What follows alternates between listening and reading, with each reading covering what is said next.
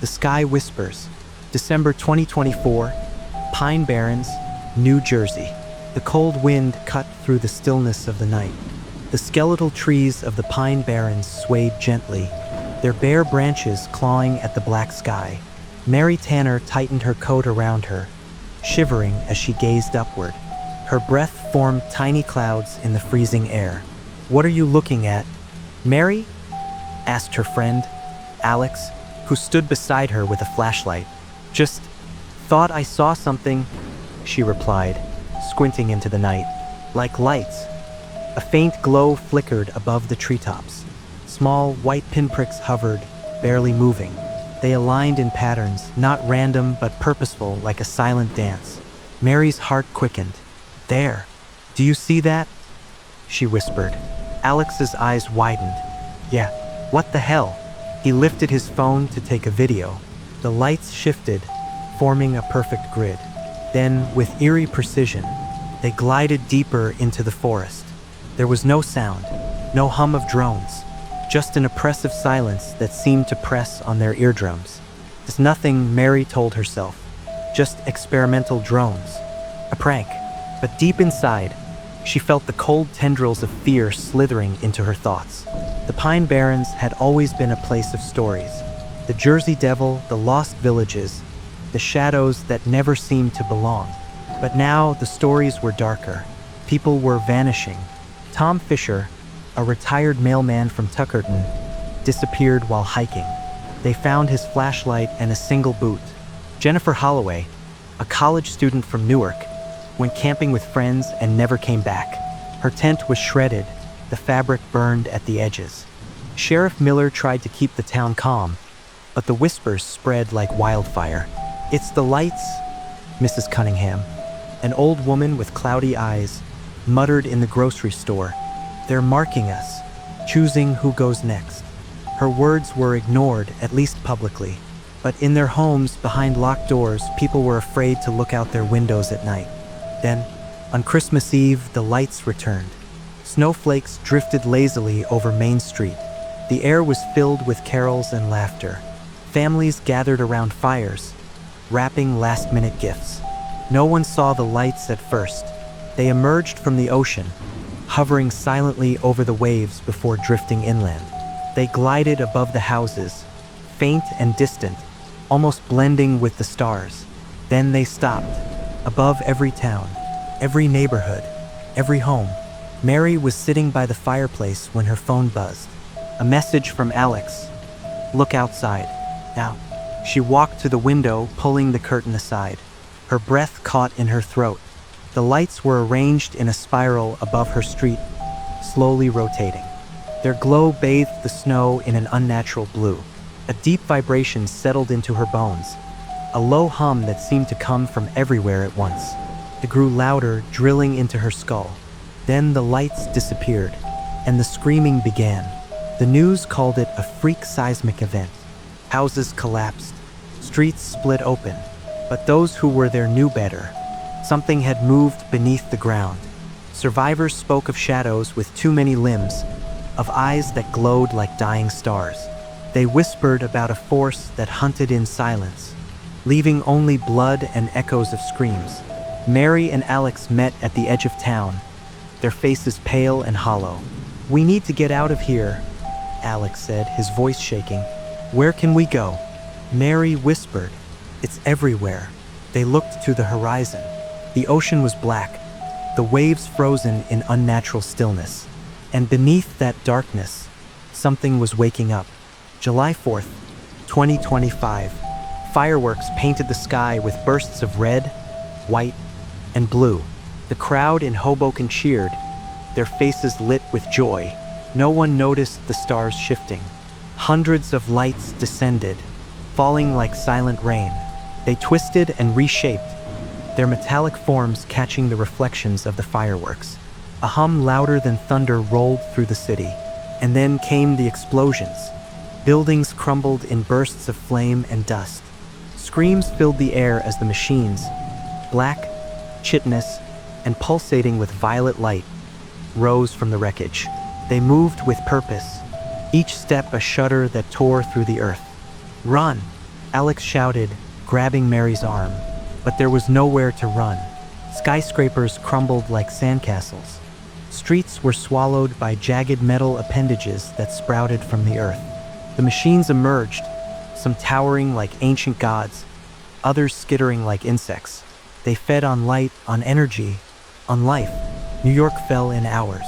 The world followed. But the real horror was yet to come. 2049. Eric Saunders' fingers trembled as he typed. You still have time. Don't let it run out. The hum was inside him now. He could hear it beneath his skin, in his veins, whispering secrets of things that should never be known. He hit send, and the lights went out. The world went dark. But then, a spark. Deep underground, in a hidden bunker, a group of survivors gathered around a flickering screen. Eric's message appeared, glowing faintly in the gloom. Mary, older now, with lines etched into her face, read the words aloud. "This is our chance," she whispered. "We know their secret now. We know how to fight back." Alex, his hair streaked with gray, nodded. "We have one shot. We wake up the world. We give them a reason to hope." The screen brightened, displaying coordinates, plans, a path to resistance. The hum still filled the air, but now it was met with a new sound, the sound of humanity refusing to die. The fight wasn't over, and this time they were ready.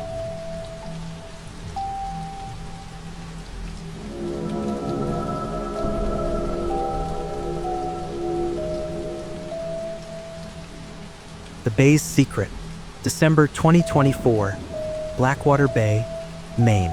The air was crisp with salt and frost, the waves lapping quietly against the rocky shore.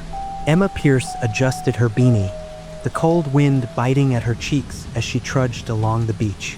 She'd lived in Blackwater Bay her entire life, and December always brought storms and stillness. But this year, there was something different. The lights had come, started a week ago.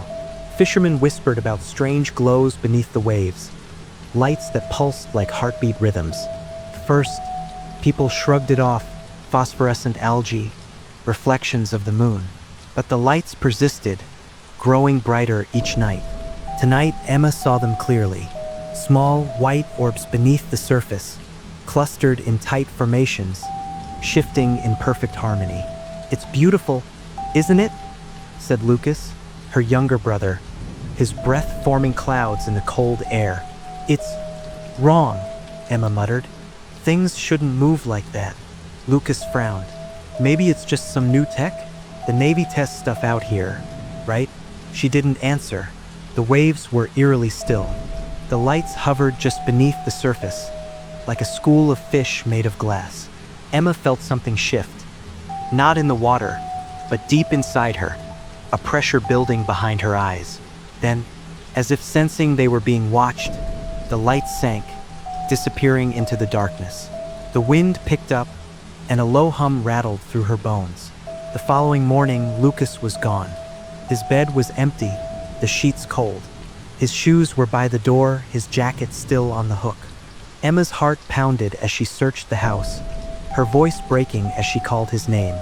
Her mother's eyes were red, her hands shaking as she dialed the sheriff.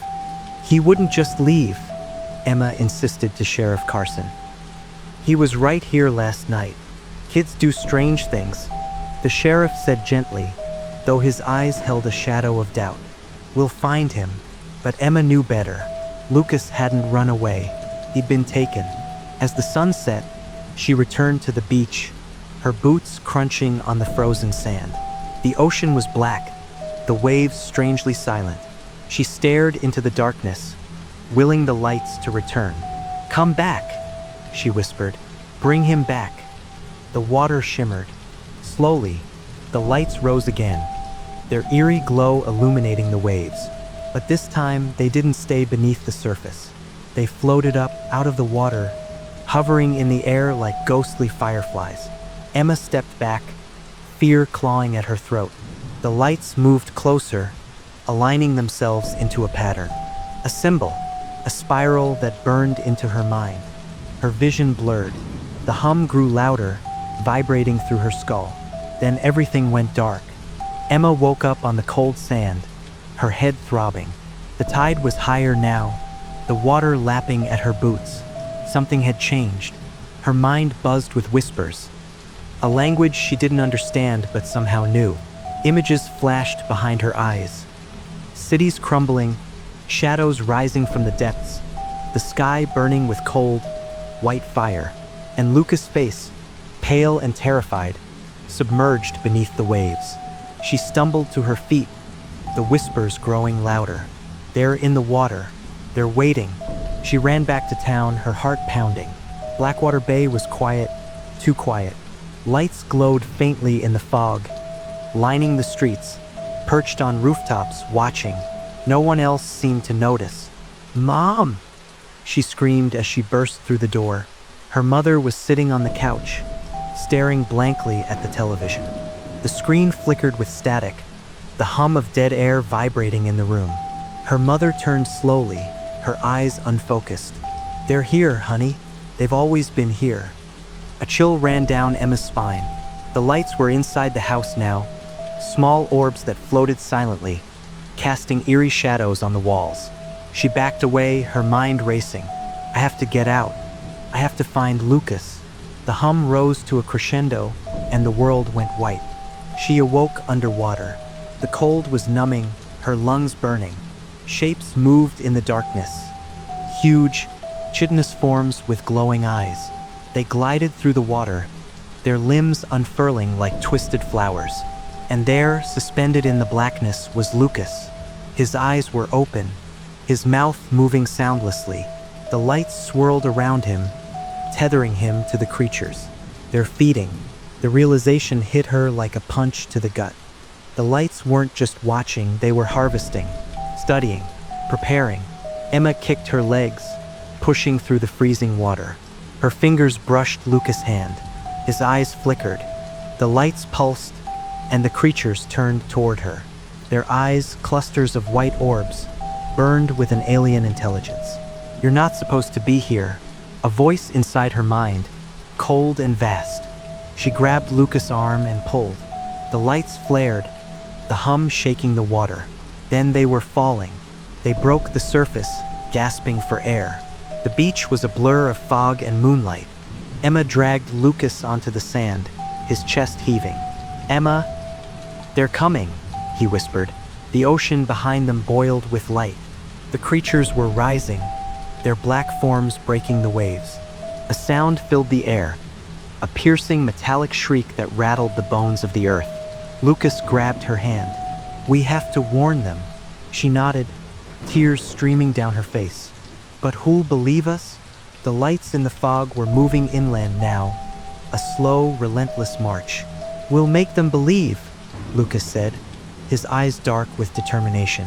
As they ran toward town, the hum followed them, and behind them, the ocean whispered of the end.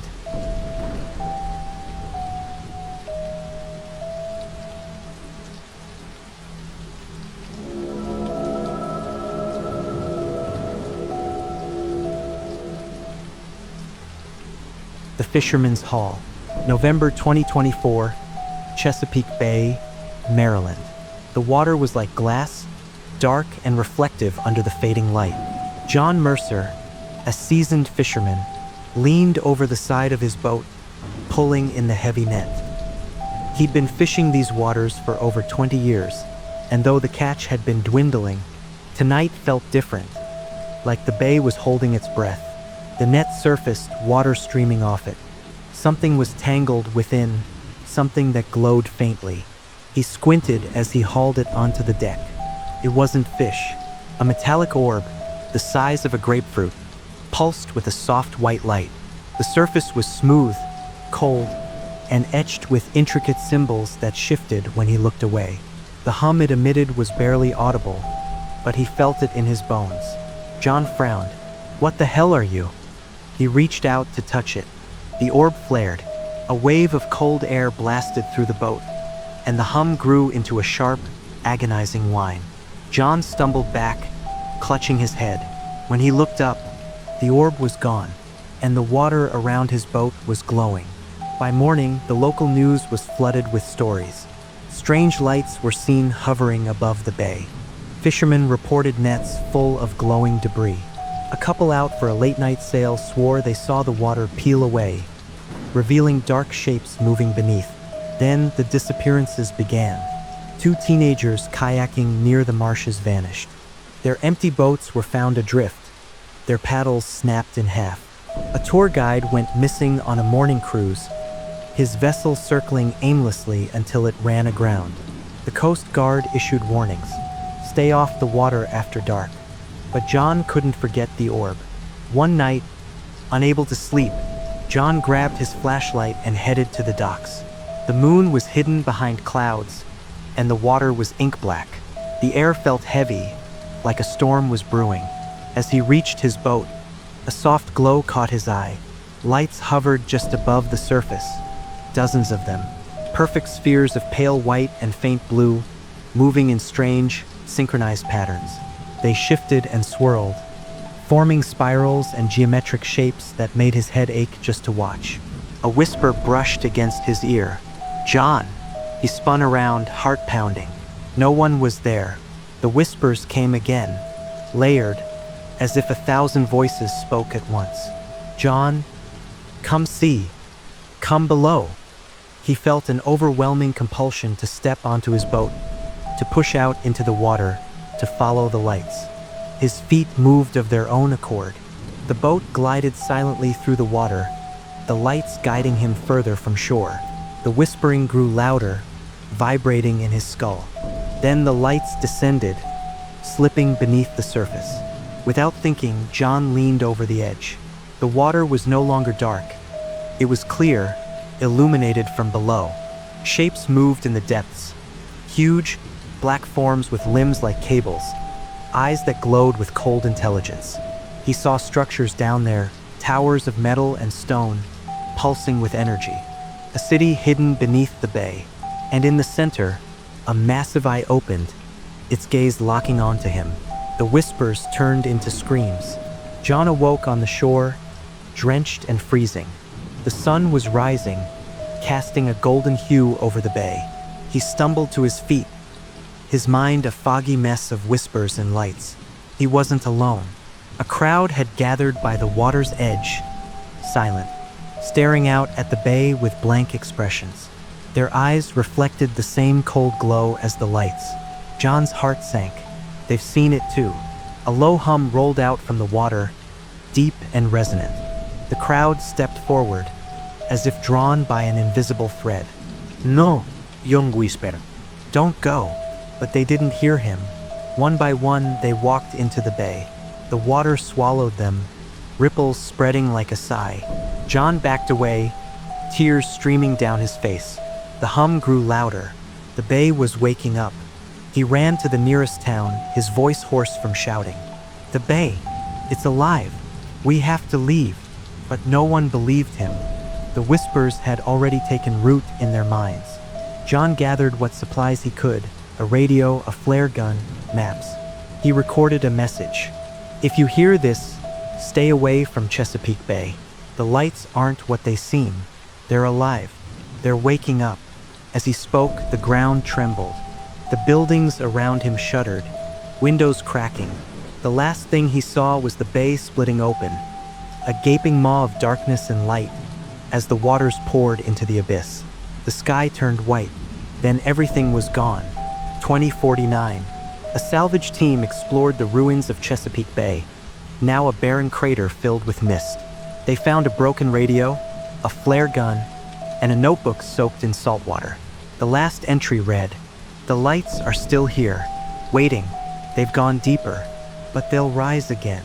The team's radio crackled, a whisper, "Come below," and the hum began anew. Thanks for listening to today's story. Let us know what you think. If you want to hear more scary stories, be sure to subscribe and turn on notifications so you never miss a new episode when we upload it. We'll always be here and welcome you.